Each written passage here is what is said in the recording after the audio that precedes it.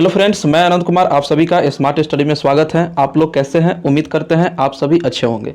हम लोग एनसीईआरटी सार संग्रह में मध्यकालीन भारत के इतिहास को पढ़ रहे हैं। मध्यकालीन इतिहास से पहले हम लोग एंशिएंट हिस्ट्री यानी प्राचीन भारत के इतिहास को हमने समाप्त कर चुका है। अगर आपने नहीं देखा है तो जल्द जाइए प्लेलिस्ट में और वहाँ से सभी टॉपिक को वीडियो के माध्यम से आप देख लीजिए, ठीक है। और आगे जो हम लोग मध्यकालीन भारत का इतिहास आज हम लोग पढ़ने वाले हैं, इसमें हम लोग 2 आज टॉपिक पढ़ेंगे। चलिए आगे हम लोग देखते हैं क्या पढ़ने वाले हैं। आगे जाने से पहले आप इस चैनल पर अगर नए हैं तो चैनल को सब्सक्राइब कर लीजिए और बेल आइकन का बटन दबा लीजिए, जिससे आपके पास नोटिफिकेशन पहले पहुंचे। अगर इन सभी का पीडीएफ चाहते हैं तो डिस्क्रिप्शन में टेलीग्राम लिंक को दे दिया गया है, आप उसे ज्वाइन कर ले। चलिए हम लोग को टॉपिक की ओर चलते हैं। पहला टॉपिक जो है आपका गुलाम वंश। गुलाम वंश पढ़ने के बाद हम लोग पढ़ेंगे खिलजी वंश, ठीक है। तो पहले गुलाम वंश को देख लेते हैं। तो गुलाम वंश का आपका पहला क्वेश्चन क्या दिया हुआ है? तो गुलाम वंश में आपका पहला क्वेश्चन दिया हुआ है कि गुलाम वंश की स्थापना किसके द्वारा की गई? तो कुतुबुद्दीन ऐबक के द्वारा किया गया है। 25 जून 2006 कुतुबुद्दीन ऐबक का राज्याभिषेक किस स्थान पर किया गया? तो लाहौर में। कुतुबुद्दीन ऐबक ने अपने साम्राज्य की राजधानी किसे घोषित किया? तो लाहौर को घोषित किया है।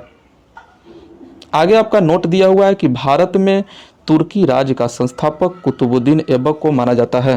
कुतुबुद्दीन ऐबक ने कभी सुल्तान की उपाधि धारण नहीं की, इसने केवल मलिक और सिपह सलार का पद धारण किया। कुतुबुद्दीन ऐबक को उदारता तथा अत्यधिक दान देने के लिए कौन सी उपाधि दी गई? तो लाल बख्श की उपाधि कुतुबुद्दीन ऐबक को दिया गया। अत्यंत सुरीली आवाज में कुरान पढ़ने के कारण ऐबक को किस उपाधि से नवाजा गया?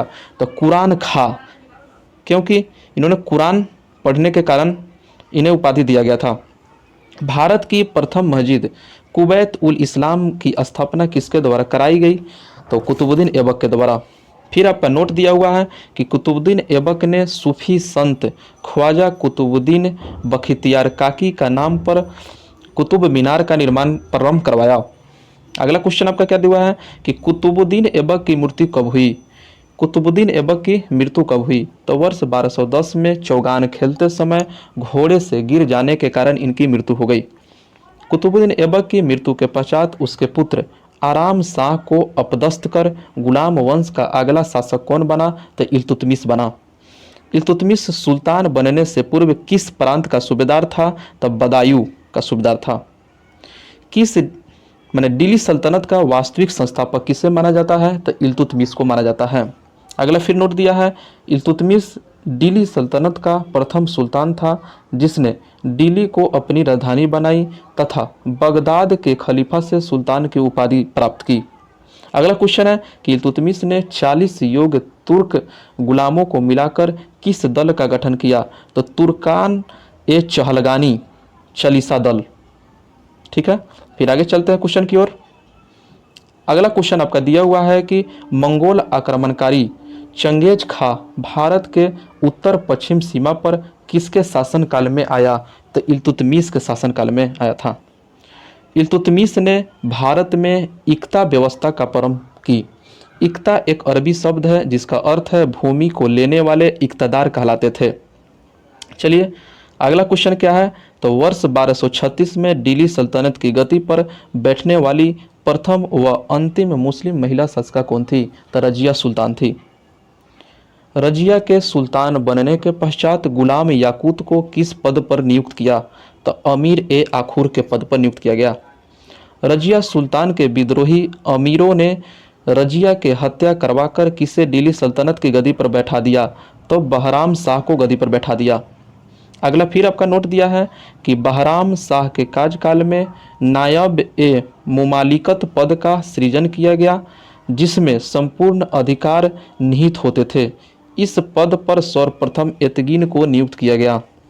अगला क्वेश्चन है कि दिल्ली सल्तनत के किस शासक ने बलबन को नायाब ए मुमालिकत पद पर नियुक्त किया? तो नासरुद्दीन महमूद। बलबन को उलुग खा की उपाधि किसने प्रदान की? तो नासरुद्दीन महमूद ने उलुग खा की उपाधि बलबन को दिया था।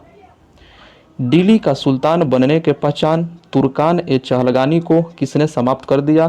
तो बलबन ने। अपने विरोधियों के प्रति कठोर लौह एवं रक्त की नीति का पालन करने वाला सुल्तान कौन था? तो बलबन था। फिर आपका नोट दिया है, बलबन प्रथम सुल्तान था जिसने राजत्व के सिद्धांत का प्रतिपादन किया। उसने राजत्व को नियाबते खुदाई यानी ईश्वर द्वारा प्रदत्त तथा राजा को जिले इलाही यानी ईश्वर की छाया कहा। फिर अगला क्वेश्चन है आपका, सिजदा एवं पैबोस प्रथा को अपने दरबार में प्रारंभ करने वाला सुल्तान कौन था? तो बलबन था।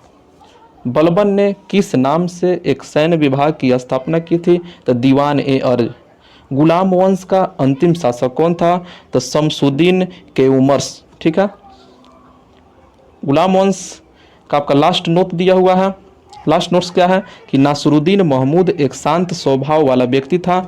इतिहासकार सिराज ने इसे दिल्ली का आदम सुल्तान कहा। तो हम लोग गुलाम वंश देख लिए हैं।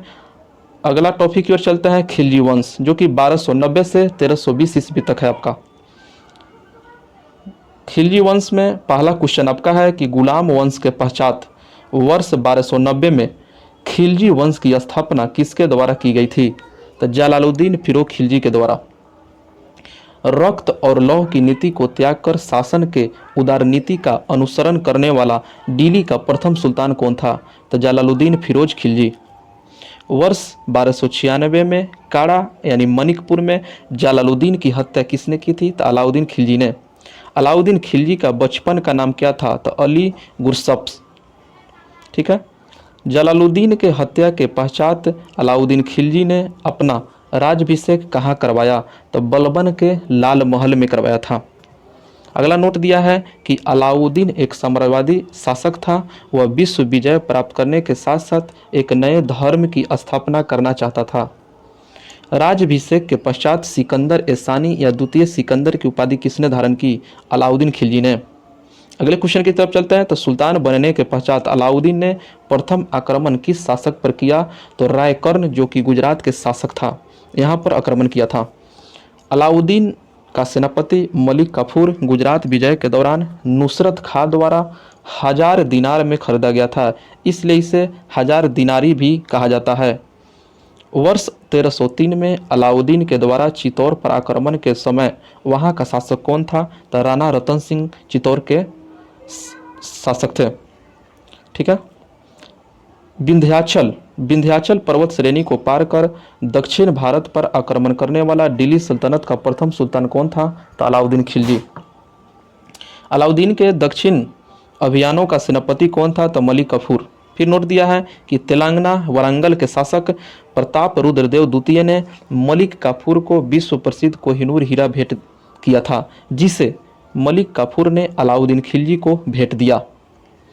अगला क्वेश्चन की तरफ चलते हैं। अगला क्वेश्चन है, देखिए, अलाउद्दीन खिलजी का दक्षिण भारत अभियान हुआ था, उसका अभियान का नेतृत्व किसने किया था? तो मलिक काफूर ने। देखेंगे किस राज्य में कौन से शासक थे और कब हुआ था दक्षिण अभियान। तो राज्य जो था पहला आपका देवगिरी। ठीक है, वहाँ के शासक रामचंद्र देव थे। मलिक काफूर अभियान का नेतृत्व किए थे 1307 में। वारंगल शासक कौन थे? तो प्रताप रुद्रदेव। मलिक काफूर द्वारा अभियान का नेतृत्व किया गया था वर्ष 1309 में। द्वार समुद्र बीर बलाल तृतीय शासक थे, अभियान का नेतृत्व मलिक काफूर, और वर्ष 1310 ईस्वी। उसके बाद पांड राज्य में जो है बीर पांड शासक थे, मलिक काफूर द्वारा अभियान का नेतृत्व किया गया था 1311 ईस्वी में। ठीक है, अगले क्वेश्चन की तरफ चलते हैं। मलिक काफूर द्वारा सर्वप्रथम किस दक्षिण भारतीय राज्य पर आक्रमण किया गया? तो देवगिरी पर किया गया है। दिल्ली सल्तनत का वह कौन सा सुल्तान था जिसने नगद वेतन के साथ अस्थायी सेना का संगठन किया था? तो अलाउद्दीन खिलजी। नगद वेतन और अस्थायी सेना का संगठन किया था। अलाउद्दीन द्वारा सेना में भ्रष्टाचार रोकने के लिए कौन सी योजना अपनाई गई? तो घोड़ों को दागने की प्रथा तथा हुलिया प्रथा। चराई कर तथा गृह कर यानी घरी चरी कर लगाने वाला प्रथम सुल्तान कौन था? तो अलाउद्दीन खिलजी। सर्वाधिक मंगोल आक्रमण किसके शासनकाल में हुए? तो अलाउद्दीन खिलजी के शासनकाल में सर्वाधिक मंगोलों का आक्रमण हुआ था। दिल्ली सल्तनत का वह प्रथम सुल्तान कौन था जिसने स्वयं को खलीफा घोषित कर दिया? तो मुबारक शाह खिलजी, जो स्वयं को खलीफा घोषित किया। घोड़े के नाल के आकार के मेहराब का प्रयोग सर्वप्रथम कहाँ पर किया गया? तो अलाई दरवाजा दिल्ली में है। अगला नोट दिया है कि अलाउद्दीन द्वारा सैनिकों को सस्ते मूल्यों पर वस्तुओं को प्रदान करने के लिए बाजार नियंत्रण की नीति अपनाई। तो बाजार नियंत्रण की नीति अलाउद्दीन द्वारा अपनाया गया। अलाउद्दीन के बाजार नियंत्रण अधिकारी और विभाग के बारे में चर्चा करते हैं। आपका विभाग जो है बरीद ए मंडी, जिसके अधिकारी बाजार निरीक्षक होते थे। सहाना ए मंडी के अधिकारी बाजार अधीक्षक। दीवान ए रियासत जो विभाग था, इनके अधिकारी को बाजार नियंत्रक होते थे। मनहयान जो थे विभाग या अधिकारी गुप्तचर होते थे। लास्ट आपका खिलजी वंश का लास्ट लाइन आपका दिया हुआ है कि पद्मावत के रचयिता मोहम्मद जायसी के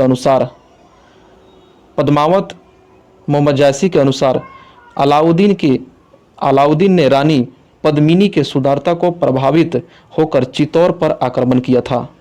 तो ये रहा हम लोग का गुलाम वंश और खिलजी वंश हम लोग ने देख लिया है। वीडियो आप लोग का कैसा लगा कमेंट के द्वारा आप लोग बताइए, और चैनल को सब्सक्राइब, लाइक और शेयर करके जरूर जाइए, और ऐसा ही प्यार बना रखिए। फिर मिलते हैं नए वीडियो में नए टॉपिक के साथ। तब तक वीडियो देखने के लिए धन्यवाद।